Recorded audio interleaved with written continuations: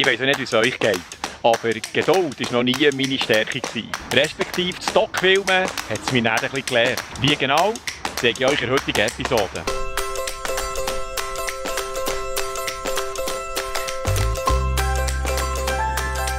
Ciao zusammen, René hier. Herzlich willkommen beim heutigen Beitrag.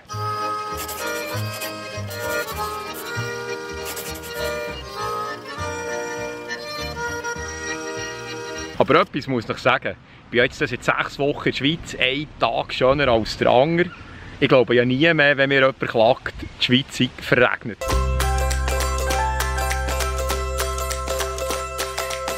Aber Wetterbeanstandungen sind ja nicht das heutige Thema. Vor 6 Wochen, ziemlich genau, bin ich in Alaska zum Drehen von meinem neuesten Doc-Film. Darüber schnell ein Film machen, vergiss es.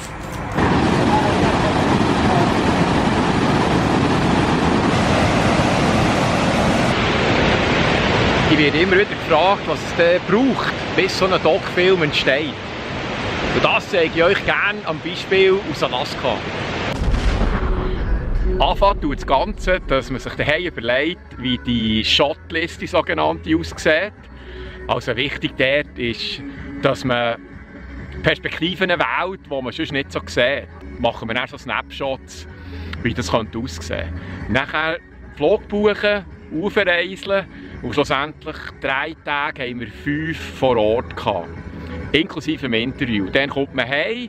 Und dann fängt eigentlich die Bühne an, indem man das Ganze anschaut, die Sachen, die man nicht brauchen kann, aussortiert und dann schlussendlich mit der Geschichte anfängt zu erzählen. Insgesamt habe ich etwa gegen 2 bis 75 Stunden an diesem neuen Doc-Film herumgebastelt. Und erst mit der Zeit kristallisiert sich dann heraus, was die eigentliche Geschichte ist. Und der braucht es eben Geduld, dass wir nicht möglichst schnell fertig sind, sondern dass wie eine Zwiebel nah dies nah vorschält.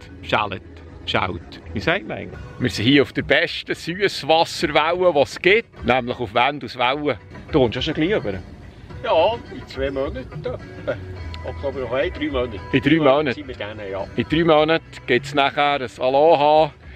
Kommt der berühmte Vendu Okilupo auf Kalifornien.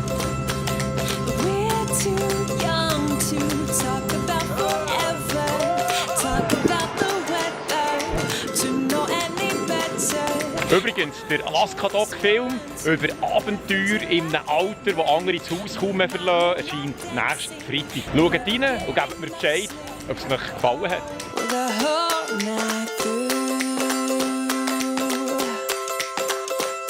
Für das wir in einem Binnenland sind, sind sie hier ein bisschen Surf angefressen.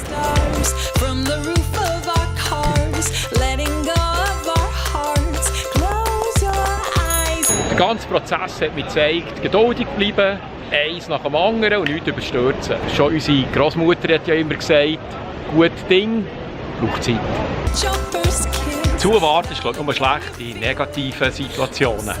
Da befreit man sich lieber früher als später daraus.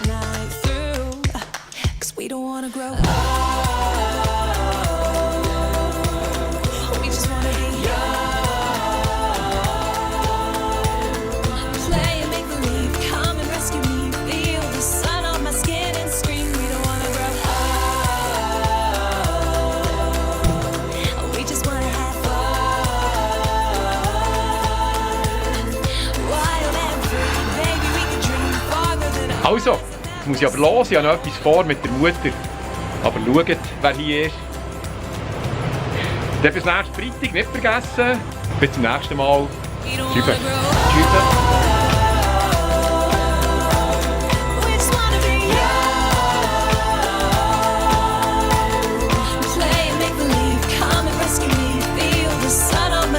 Wir sind hier auf der Reinerhorn Trottinett Downhill-Strecke mit fast 200. Also, konzentrieren.